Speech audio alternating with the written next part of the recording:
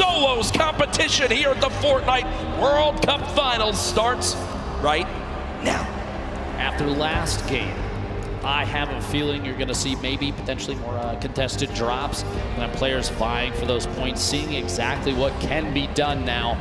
Bugha bringing home 9 eliminations in that first game. I think the next two closest were 7-4, then everybody was below that. Yarkos, I think, having 4, King with 7. All by himself. Again, Clipnote didn't want to challenge it this time. No one nearby at all, and also on that map, look at the 2 llamas. Right outside a racetrack. It looks like one player's about to go claim him. Also, Bizzle, who basically lands in Dusty Divot uncontested, I believe already. Here is Aqua versus Twins. Aqua, as we can't stress enough, our Fortnite World Champion from yesterday in duos. Only with a common SMG is Twins, and pumps being missed left and right from Aqua. And I'm going to tell you right now, Aqua's going to be upset with himself on that one, Dr. Lupo. That was a sloppy fight from both sides. I'm going to say it right now. Those early game fights can be very, very awkward, but we also have the first elimination, what we saw earlier. And it was Bizzle with the common pistol and then says, here's your reward. A llama that was looking at a nice view from the top of Dusty Divot. Kovacs out of his mind. By the way, a quick note here. Twins had 46 elims in his qualifying matches. That's so many eliminations to get to this point. Looks like a lot of players still outside the zone as you'd expect, but they'll begin to rotate on through as the first storm will close. Boy, plenty of time to make decisions. Force engagement there. The tree disappears, and that drum shotgun spewing shells out. Going to push inside the box. Can't quite get the wall if the trap was placed. No luck there. Doesn't have one in the inventory. Nick's still trying to apply as much pressure as possible without having to chew through too many rounds. Reload here. The drum shotgun. So much damage dealt with this thing so far. Wouldn't be surprised if he goes in for it here in just a second, and he does. Watching that corner, Hornet still on the defensive. Long-range spray from a drum shotgun isn't enough, but up close, the thing is very, very deadly. Nick's picking up first elimination for him in this game. Also with the emote after the eliminations. That's 2 so far. This is spicy. Quick little resets. Gonna go for a wall replace. Does get it. Pressure applied. Gonna jump up. He built the ramp preemptively to defend against any shots. Here it is, a shot from the side, does make contact. Twins down to 90 total HP. Big hit there with the shot. He can try and rotate up on the outside, getting pressured against the edge of the storm, and a build-off is kind of the only answer at this point. Quick, and it's down. Doesn't quite find that the player inside ahead of him has the lead. Another big hit, 14 HP left for Twins. A build fight is all he's got left. He could shadow and try and get away, but if the player inside is smart enough, Keemstar knows exactly where to shoot. Twins is going to go down. We'll see here. One pump is all it takes, though, with this thing. 150 HP. Oh my gosh. Almost going down there. No shield remaining. A back and forth between these two titans of Fortnite. And there it is. Keemstar finding the lead with the shotty there, and Twins eliminated. Move towards Storm Surge kicking on in. I do want to point out where this next zone is. Other players are taking shots at the same target. Let it fight the top left of your screen there. Replay between Niddle. Opponent inside the box. Caught above, but headed down. Can't quite find the first shot. Follows through with a second, third, fourth, and the elimination. He had 1 health left. If you looked after the 50 health was earned, he was stuck at 50, meaning he was under 1 HP. He had effectively 0.9% health. Storm Surge is active. He's way above, and those bandages are going to be key to survival. We'll see. I guess the swap in position. But she took the high ground temporarily here. They're at a point now where they basically just, one of them needs to get in the fight. One of them needs to win this fight if they want to survive for the 50 extra health. Let's slowly taking this damage. 2 ticks every second, and it's going quick. Dr. Lupo now down to just 12 HP. This could be done here momentarily. Just shot, no! Moffin wins it with the quick shotgun to the dome, and you see, using 4 bandages, the 50 health puts him back up to 100. It should be enough to move on in. Storm Surge now over as well, and the next zone just popped up, and it's even more southwest. Tfue still alive in this game. So far, 0 eliminations, still though with this magnificent inventory for the late game. Making a move on the outside. He is in the shadow form still, and you can keep this by jumping against the wall. That was not a good shadow bomb, I can tell you right now. Gotta be disappointed there. Big hit from above, down to 55 HP. Tfue, the edit from the outside, and he is eliminated by King. And look who it is again, King, the player with 7 eliminations in game number 1, keeps the aggression going in game 2. The heavy sniper that immediately destroys that wall and is rewarded with incredible loot, almost max builds as well. Tfue, a very quiet start to today's World Cup competition. Here's that elimination on Tfue, a shot from above. A little bit of shield damage, but a big hit from the outside. Using a heavy snipe to take that wall almost instantly. I love this outfit from Rux right now. He's a dinosaur. No, I'm talking about his real life Yeah, outfit. he's a dinosaur. He's set up to play in the Fortnite World Cup at 1, and then he's got a dinner date at 7:30. So good for him. Listen, class is everything, Jack. I mean, the guy looks great. I'm going to give a shout out for that. Best dressed, 2 extra points. A Fortnite World Cup champion right there, Rux. But only a 6 damage tag from the side there. Didn't have to panic too much. That I would panic a little more about. When you have no movement. When you have no movement in that far from the zone, it's literally exactly what I just spoke about. King on your screen, but also something we haven't spoken a lot about, reverse 2K. Quick note, King currently has the highest damage in the match, 574, meaning, like I said, that aggressive gameplay. Still in it, still trying to win, still trying to get the beat on players, and a quick beam on Aspect up the ramp, caught off guard by an edit play. A shot through the wall, King gets the follow through with the edit. Nate goes down.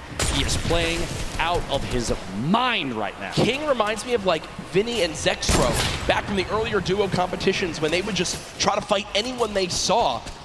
I like this repositioning. He doesn't want to remain on the same elevation. He's got multiple floors now in case he needs to take a drop there. Yarkos gets beamed from the side. Limited by Scalar. Arkram in the feed, pick it up, and Eliman Bella EU. Dubs, Bucky, multiple players still in this game on your screen. Clicks taking out Cease in the feed. 29 players left is the big thing to note. 4 more from placement points, which if you make it the top 25, instantly 3 points earned. That is on the mind of every player still remaining, and the zone's still moving west now. Shots through. Minigun, a quick swap there, picks the shotty back up. Interesting little play on the fly there from Zell.